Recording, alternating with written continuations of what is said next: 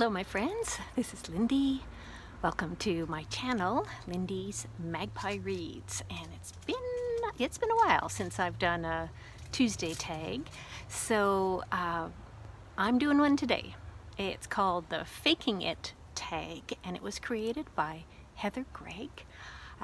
She's got a channel that's new to me, and I love it already. I've only watched a couple of her videos, but I'm going back for more.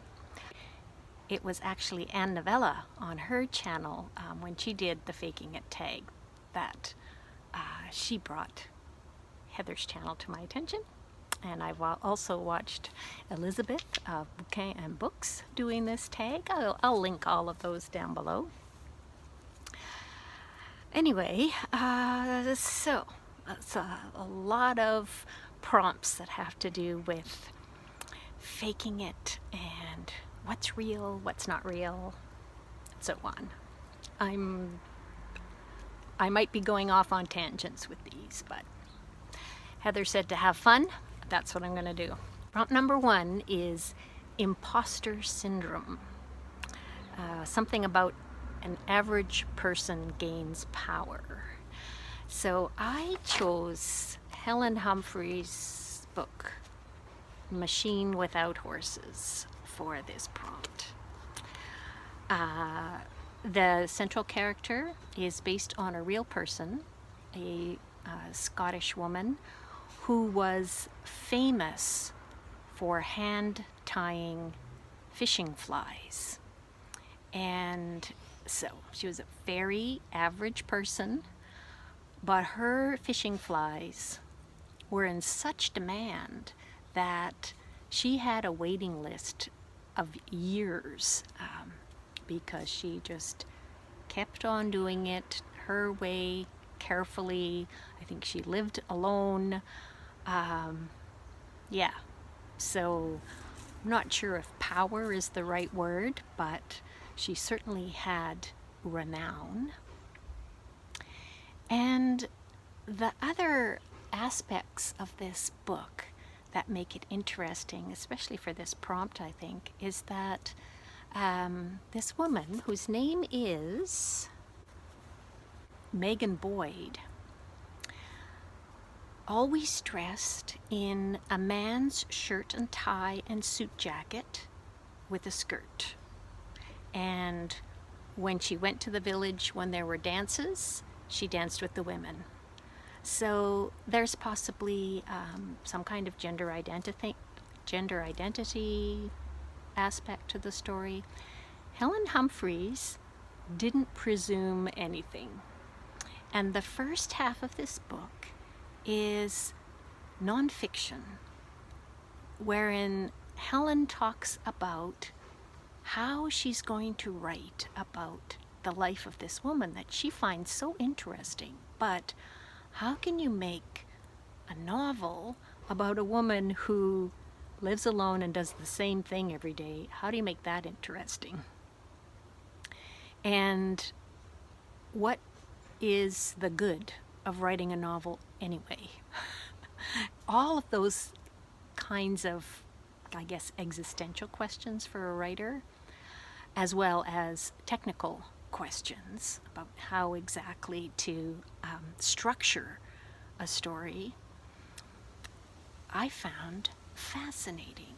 And then in the second half of the book is the novel itself, but it's told with, okay, well, what if it's this, that's a situation? What if it's that, that's a situation? As Humphreys imagines circumstances. I found it absolutely delightful, and it really made me think deeply about fiction and why I read fiction. The next prompt is becoming. Find something about a change in career that sparks a story. I don't have a copy of this. I listened to Sean the Book Maniac read this one aloud to me over Voxer. The book is Woman Running in the Mountains. It's by Yuko Tsushima, translated by Geraldine Harcourt, read out loud by Sean the Book Maniac. So, change in career. So when the story starts out, it's set in about 1970s, 1980s Tokyo, and a young woman is pregnant and unmarried. And so that's one of the changes in her life that starts this story rolling. The kind of work that she can get as a single mother. She's still living at home with her parents and one of her siblings. Anyway, the kind of work that she can get is very unfulfilling, working in a coffee shop, that sort of thing. But she does find the kind of work that is really suited to her over the course of the novel. And the whole novel is about this woman coming into herself, becoming the best person that she can be, I guess. So that's why I thought of that one for this prompt. Prompt number 3 is rebranding.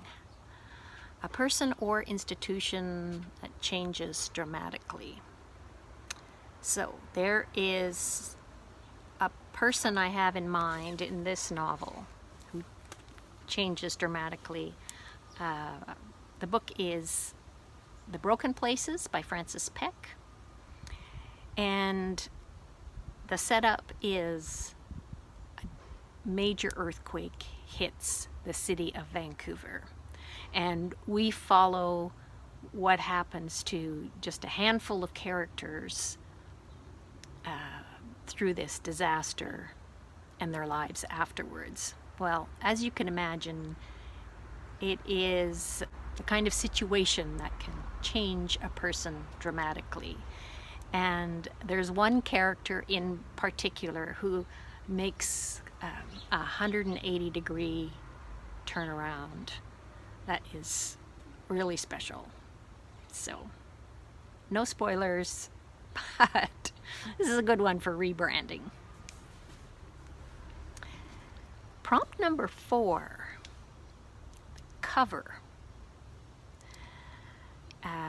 So a book you bought because of its cover. Now, this book I would have bought because of this cover, except that I already knew that I wanted to read it because it's Chelsea Vowell's first book of fiction. It's short stories, and I've only read her nonfiction before. Loved it, so I was very excited when I knew that she had this coming out. So I had my name on the waiting list at the bookstore. However, this cover art is done by Christy Belcourt, and if I would have seen this on the shelf at the bookshop, I definitely would have bought it because of the cover. So Buffalo is the New Buffalo. They are indigenous futurism stories, and I've talked about this in a video before, and I'm sure I'll be talking about it again because I think it has a very good chance of being on the Giller shortlist. So watch for more about Buffalo is the New Buffalo. Getting back to Christy Belcourt, I do have a collection of her art. It's like a museum catalog, and I wanted to show you the painting that is on the cover of Buffalo is the New Buffalo. It is called Offerings to Save the World.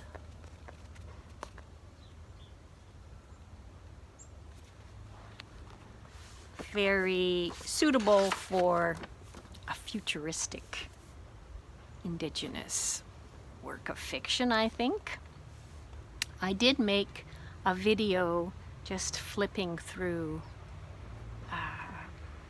Christy Belcourt's book. I think If I did, I'll link it down below.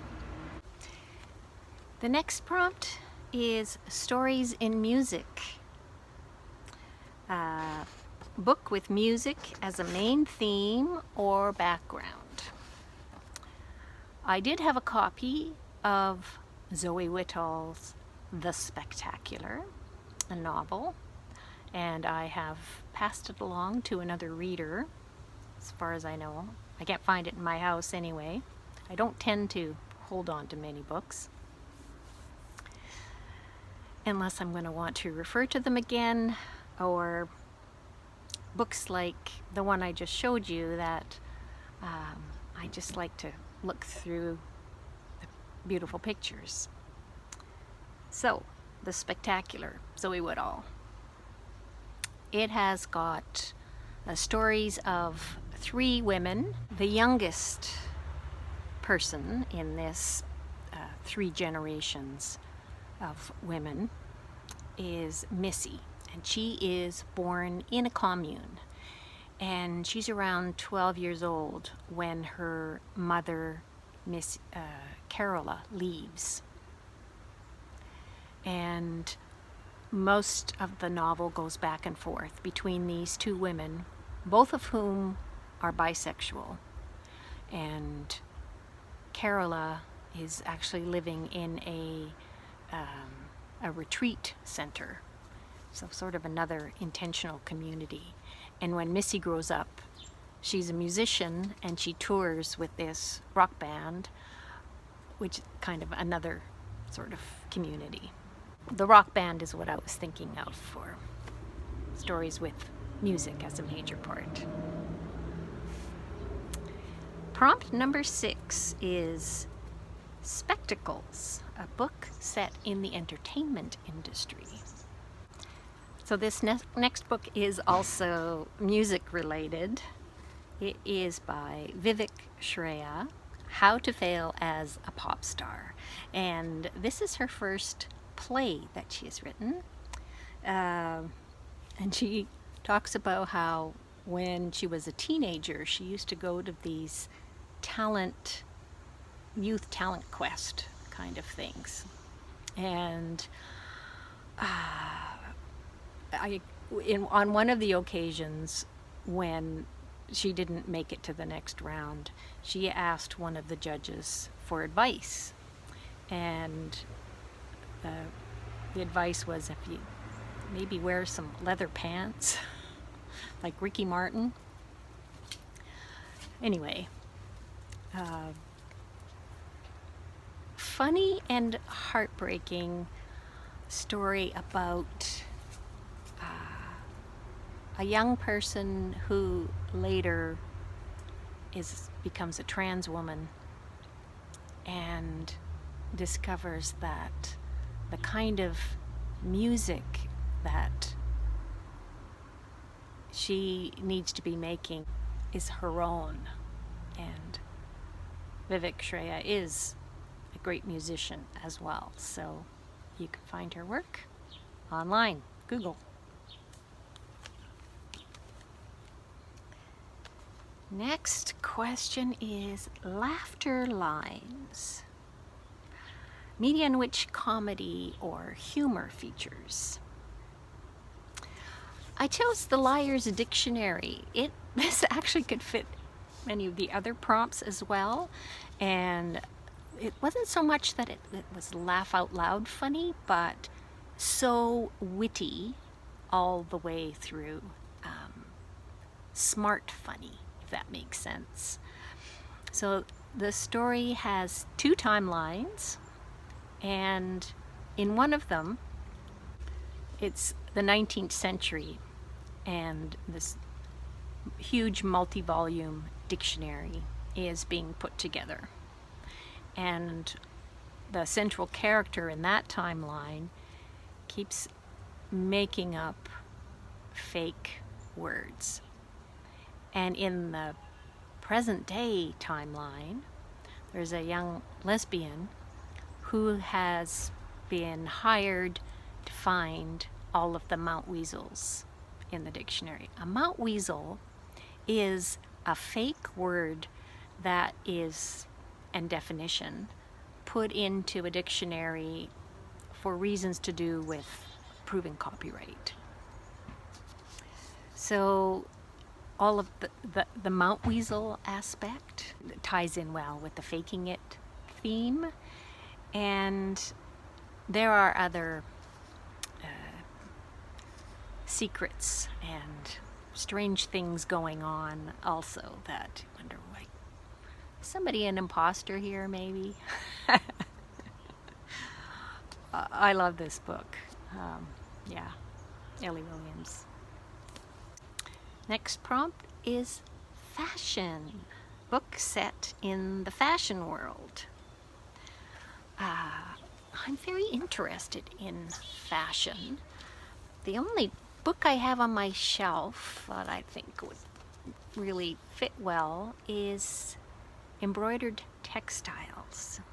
It is by Sheila Payne, and I use it when I'm looking for inspiration because I love to embroider, and all kinds of great images in here of traditional clothing and embroidery and how it's used on textiles around the world.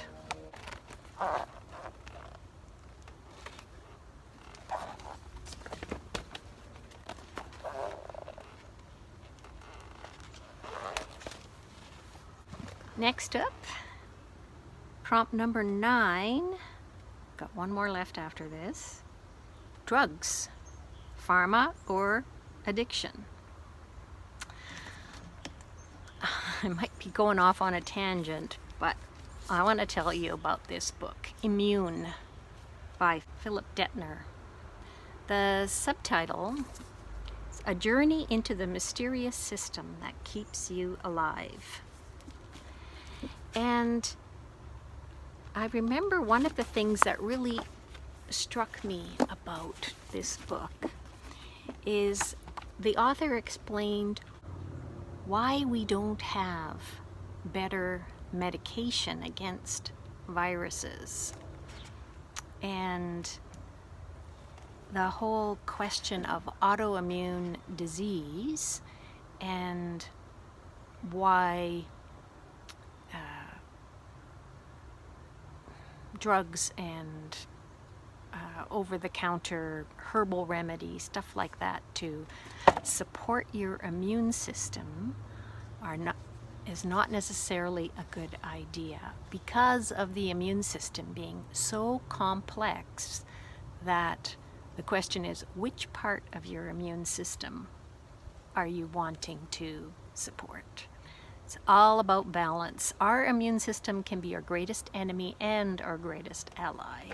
So, an absolutely fascinating topic, and so entertaining, and the information is really easy to digest. There's lots of illustrations.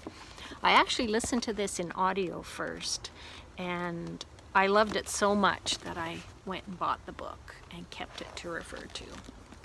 Not one that's being passed on to somebody else. The final prompt is Ever Youthful, story from the viewpoint of a young person. And for this, I've chosen Opal by Opal Whiteley.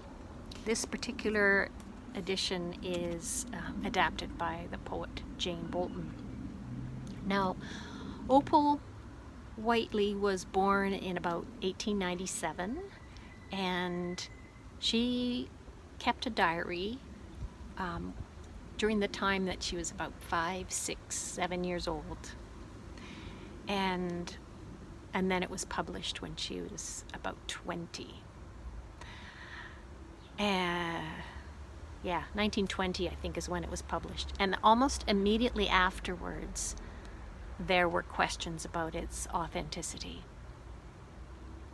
She grew up in Oregon, in or around lumber camps, and then eventually moved to England, and I think she spent the second half of her life in a mental institution, if I'm right. So the whole question of authenticity kind of fits with the faking it. There are lots of arguments for and against. If you're interested in that, look online. I'll give you a sample of her naive style of writing. She definitely was a naturalist, and the teachers that from a young age talked about how brilliant she was and how she could memorize stuff. So it appears like fragments, poetry on the page. Potatoes are very interesting folks. I think they must see a lot of what is going on in the earth. They have so many eyes. Too, I did have thinks of all their growing days there in the ground, and all the things they did hear.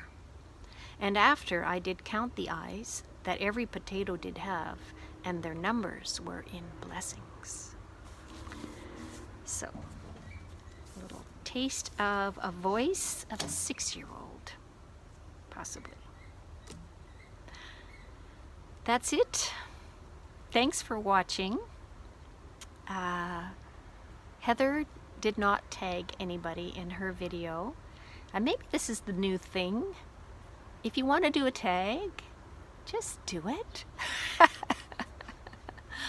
Yeah. I will be searching for the hashtag #FakingIt Booktube tag or something along those lines. I'm not even sure if there is a hashtag. If there isn't, I'll make one to make these easy to find. Have fun, and thanks for watching.